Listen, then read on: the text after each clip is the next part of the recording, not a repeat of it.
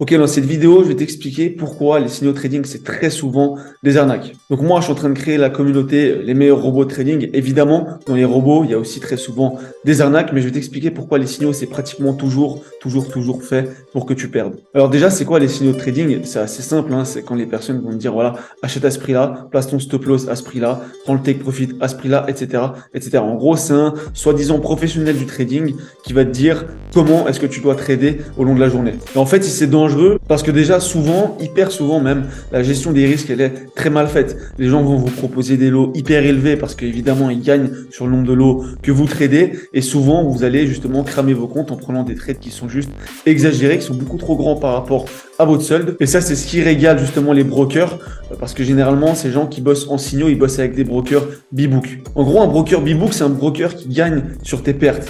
Et tu vas me dire, mais pourquoi les gens qui font des signaux bossent avec des traders B-Book? C'est des enfoirés. Mais en fait, c'est assez logique. Quand tu proposes des signaux de trading, tu sais très bien qu'il y a beaucoup de gens qui vont mal suivre, qui vont faire les choses pas correctement, qui vont rentrer dans les positions en retard. Et donc forcément, tu sais que la majorité des gens vont perdre. Alors après, tu as deux possibilités en tant que personne qui propose des signaux. C'est soit tu bosses avec un broker A-Book et tu sais que tu vas pas gagner beaucoup, soit tu bosses avec un broker B-Book et tu vas gagner plus parce que tu sais que tes clients vont perdre parce qu'ils vont pas suivre ce que tu fais à la lettre.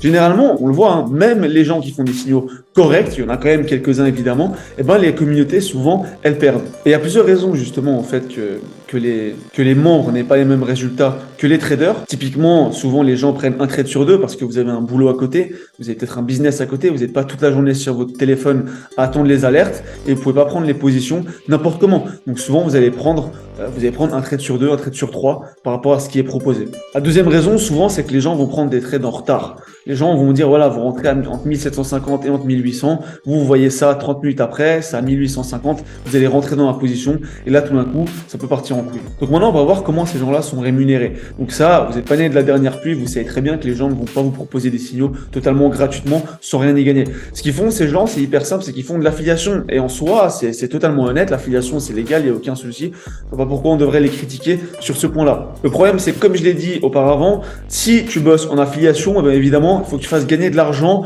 à ton partenaire, donc ton broker dans ce cas-là.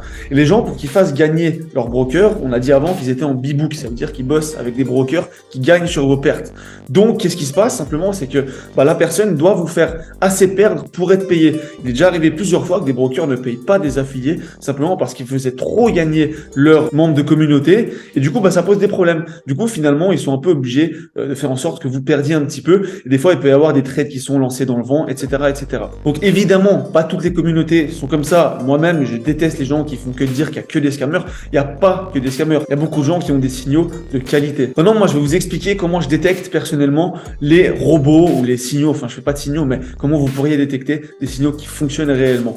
Et c'est une chose hyper simple. C'est simplement vérifier qu'ils prennent un pourcentage de vos profits. En soi c'est hyper contradictoire. T'as pas envie de bosser avec quelqu'un qui prend un pourcentage de tes profits. C'est logique. Le truc c'est que si quelqu'un se rémunère avec du profit sharing, donc avec un pourcentage de tes profits, ça veut dire quoi? Ça veut dire qu'il sait qu'il va te faire gagner de l'argent. Ceux qui te disent c'est juste gratuit, je prends juste de l'affiliation, ils se contentent de prendre leur commission une fois que tu auras tradé tes lots, mais ils savent très bien que tu vas pas gagner d'argent. Ceux qui t'en font gagner savent très bien que sur une masse de personnes, ils sont beaucoup plus gagnants. Donc voilà, c'est tout pour cette vidéo. Je pense qu'elle est assez courte. Je voulais vous parler un petit peu de ça. Pourquoi les signaux? Franchement, pour moi, c'est un petit peu chaud patate. Moi, personnellement, j'ai des business à côté, donc j'aurai de toute façon pas le temps de m'occuper de faire des signaux, etc., etc. C'est pour ça que j'aime les robots. C'est plus dans une optique d'investissement. Mais bon, faire 50-60% par mois en full automatique, sincèrement, quoi de mieux?